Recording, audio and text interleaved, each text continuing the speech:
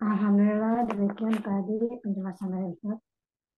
Acara selanjutnya ada sesi tanya jawab Ustaz. Ya, silakan. Ini ada pertanyaan dari Assalamualaikum Ustaz. Izin bertanya, apakah kunut najilah yang dilakukan Rasulullah selama sebulan saja dapat dijadikan dasar untuk mendapatkan kekejaman Israel agar dilaknat Allah? Jazakallah khair.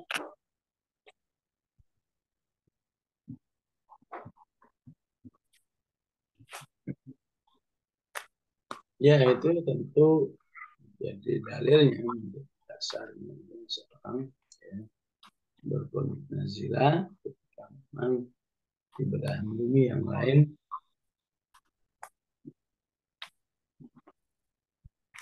ada umat Islam yang berpimpin. Ya. Jadi itu dasarnya. Ya. Ya. Yang paling penting bagaimana kita cara menyikapinya dengan baik. Artinya jangan menyikapinya dengan penyikapan kayak apa itu ya, kayak sesuatu yang cash gitu ya. Pada hari ini tiba-tiba Israelnya ataupun Zionisnya mati semua.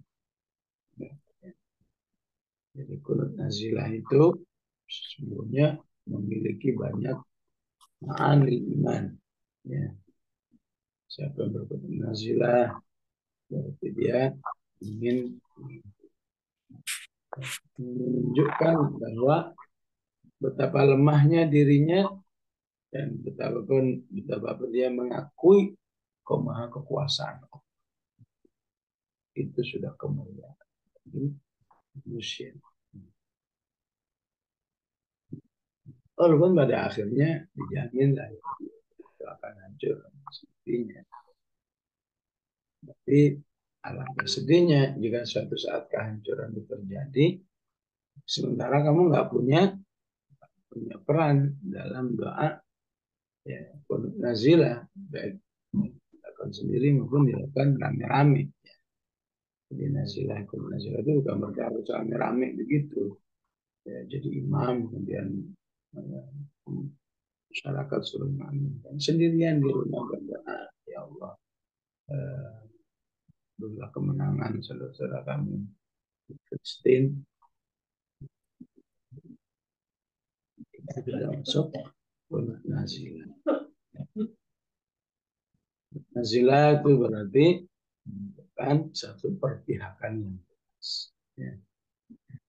Nah, yang nggak berpihak pasti nggak beriman.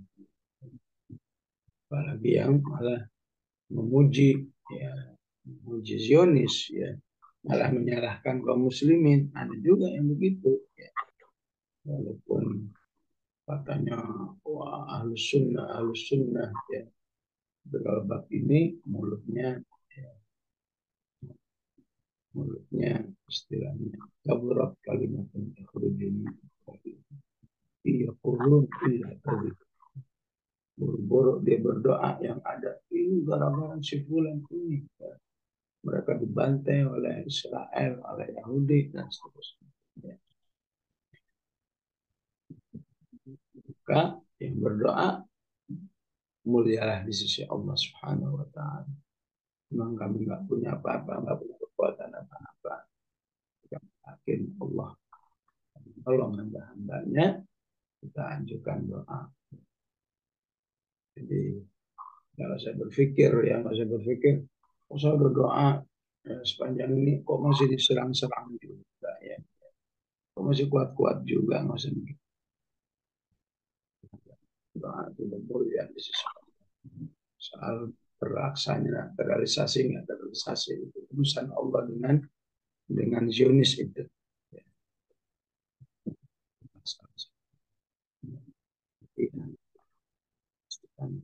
Allah. Ada lagi nih Ustaz. Assalamualaikum Ustaz, izin bertanya mengenai apnea Bagaimana sebenarnya menempatkan rezeki yang berlebih itu agar bermanfaat untuk keluarga dan orang lain? Karena setiap berinfak sebelum belum merasa cukup jumlahnya untuk diterima oleh Allah. Tetapi di sisi lain ada kebutuhan keluarga yang harus dicukupi. Syukran Ustaz.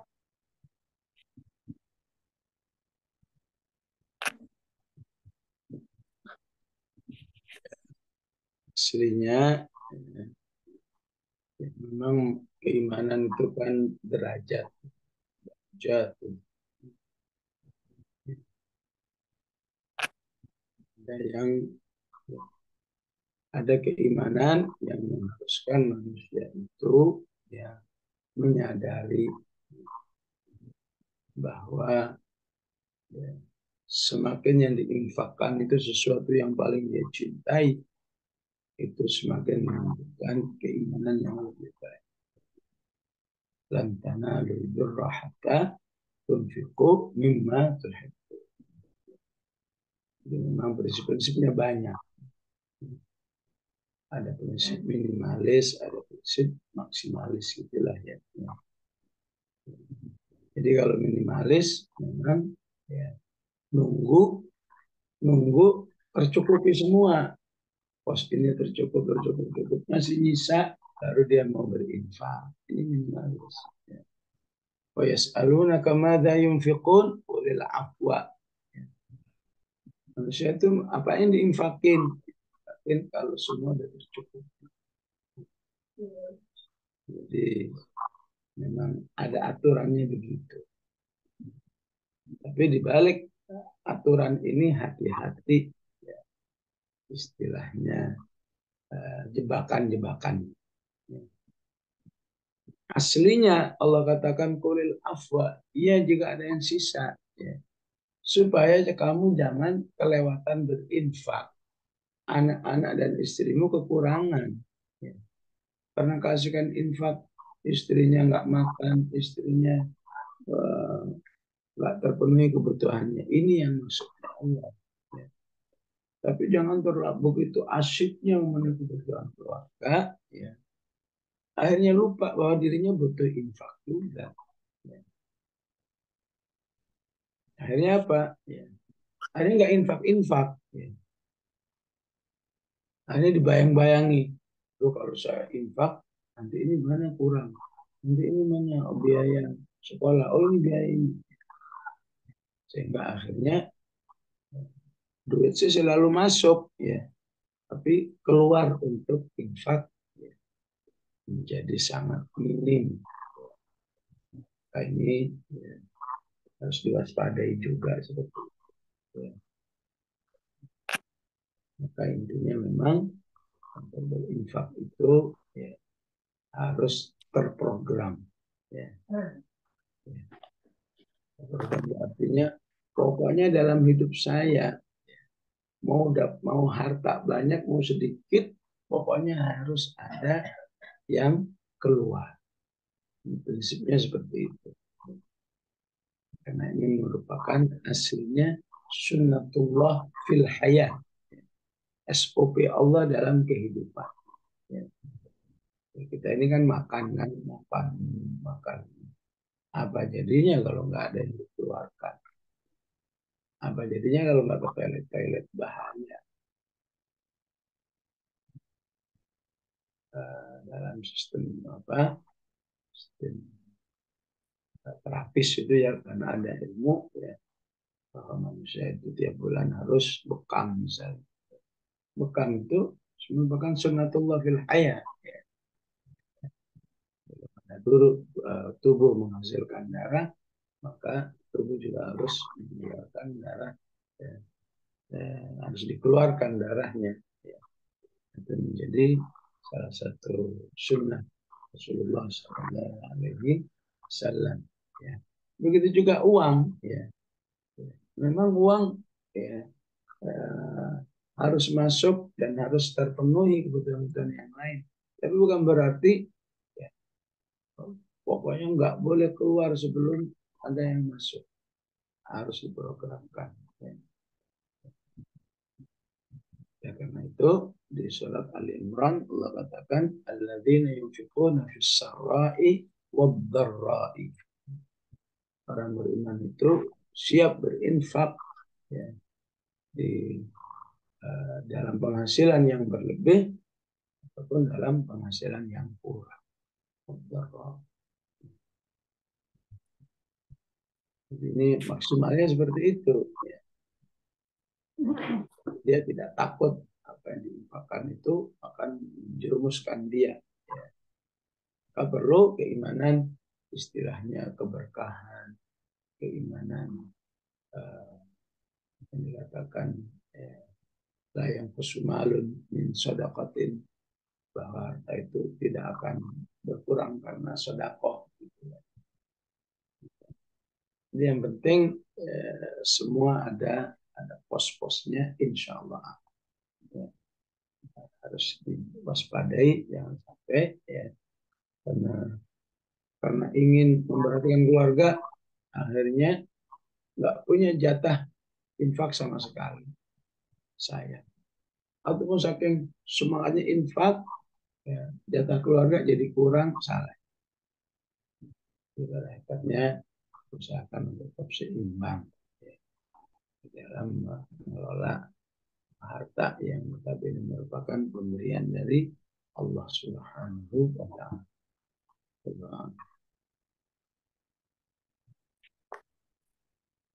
Masih boleh Ustaz? Ya, satu lagi insyaallah. Ustaz izin bertanya, mengapa Syiah lebih mau membantu Palestina daripada Ahlus Sunnah?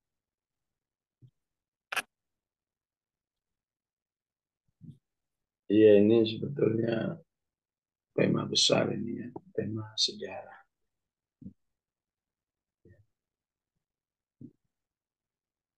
Ya, sepanjang sejarah memang Syiah itu selalu ya, cawe-cawe terhadap ya, perjuangan umat ya,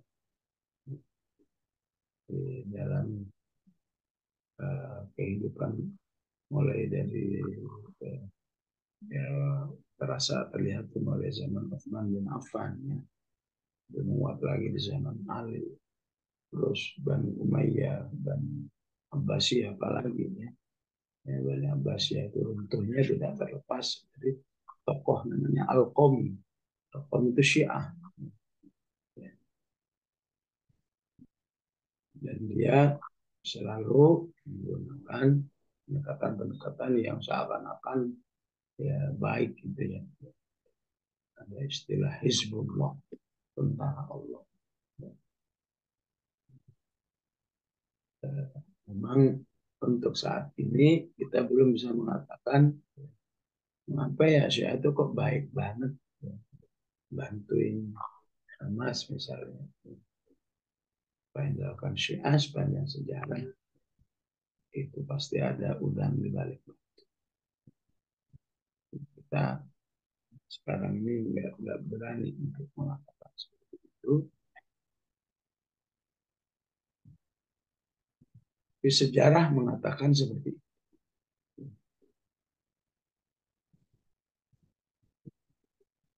Akhir menjelang tumbangnya khilafah Utsmaniyah, bagaimana Syiah itu bekerja akhirnya jadilah apa yang saya sebut dengan Iran, disebut dengan Syria, disebut dengan Irak, ya, disebut dengan Yaman, Bahrain, itu semua kelompok Syiahnya kuat-kuat semua. Ya. Jadi ujung-ujungnya itu katanya kepentingan untuk nanti suatu saat ya, mendepak ya, Ahlus Sunnah yang tadinya sama-sama berjuang. Ya. Di Bahrain, di Yaman, kalau mau uh, melakukan kebijakan-kebijakan tertentu, sangat nggak independen, perlu memperhatikan bagaimana sikap kelompok Syiah yang ada. Nah, inilah yang memang sering diingatkan. Tapi Allah alam, entah ada kebijakan apa saya pun tahu ya, ya mujahidin yang ada kok begitu ya kelihatan menyambut ya, bahkan dalam pernyataan-pernyataannya terus terang menyampaikan ucapan terima kasih secara umum kepada negeri Iran, Jumhuriyatul Islamiyah yang telah membantu kami. Jadi memang membantu, tapi kita masih butuh perjalanan sejarah. Sebagaimana sejarah-sejarah yang lalu, ya. Nah, di awalnya memang bantu. Ujungnya dia menikam dari belakang.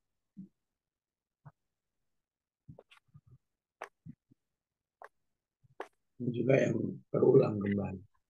Kita nggak taruh tidak bermaksud bersuudzon, tapi seharusnya ya, fakta biru ya udah besar, ya, seharusnya umat mengambil pelajaran ya, gimana apa sejarah yang ada.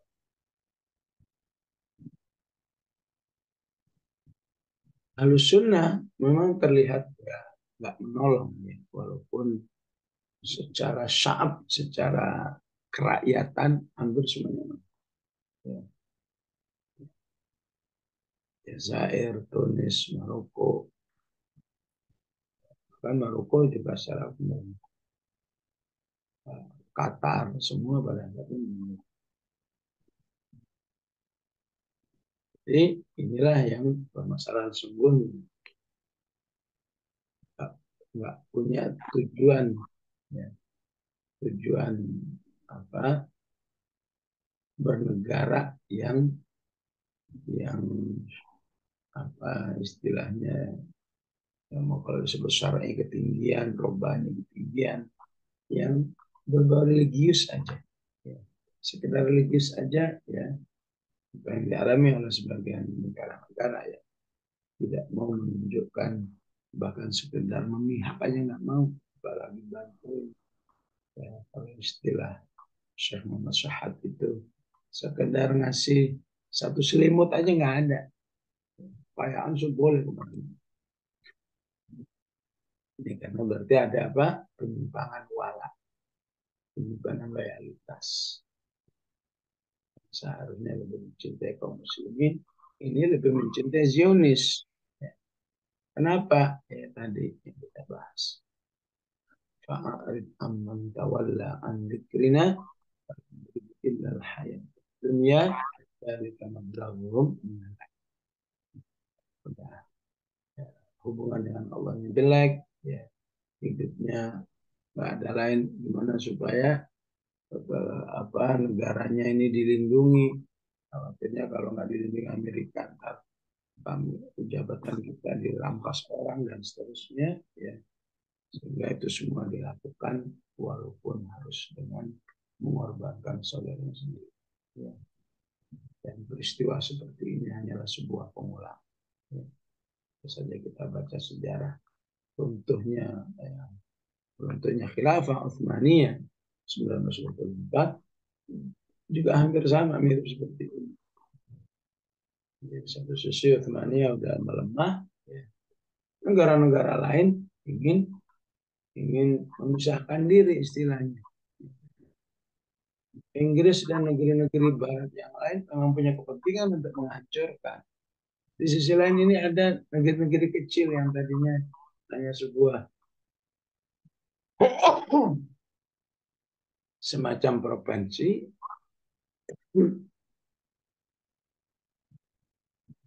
ingin memerdekakan diri. Yang terjadi saat itu apa? Ya udah biar aja itu khilafah Utsmaniyah. Yang penting tujuan kami memisahkan ini berhasil ya.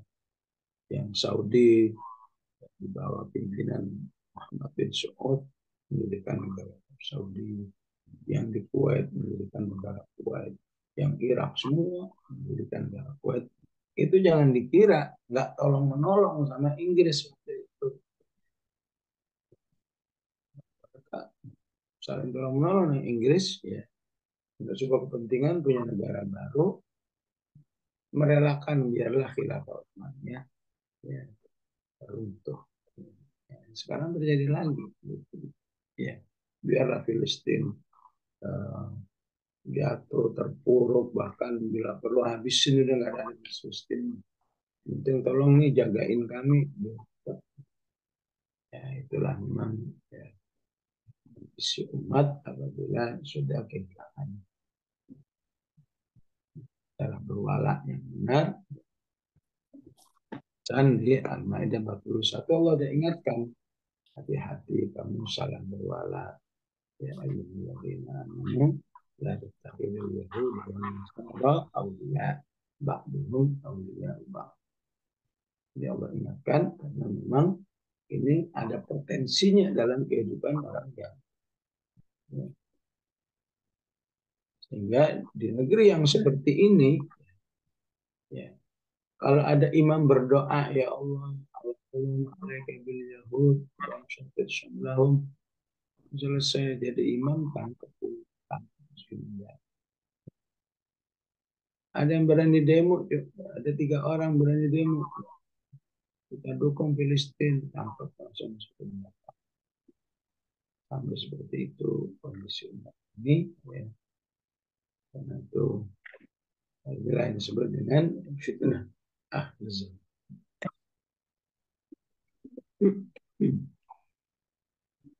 Jadi pertanyaan ini memang sangat panjang penjelasannya.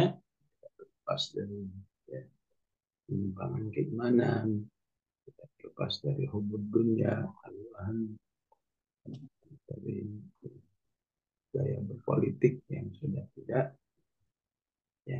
tidak menggunakan nilai-nilai Islam, ya. Yang penting berkuasa, yang penting harta banyak dan seterusnya. Sedangkan Syiah ya, punya kepentingan, ya. Walaupun kepentingannya mungkin salah, ya.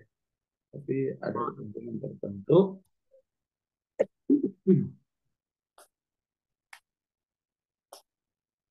Sehingga apa yang terjadi saat ini masih wabah. Apakah itu murni nolong? Apakah ada udang di balik batu sebagaimana yang sudah terjadi yang banyak sebelumnya.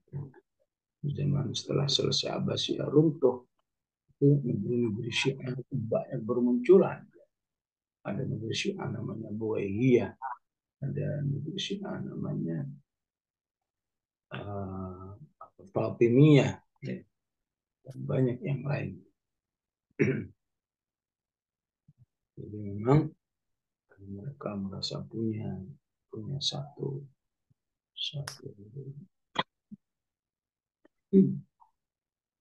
manhaj tersendiri,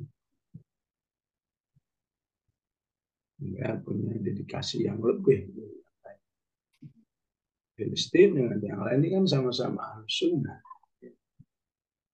Tapi ketika ada perbedaan cara berpolitiknya, itulah yang kita lihat, kok sama-sama Ahlus Sunnah nggak mau nolong.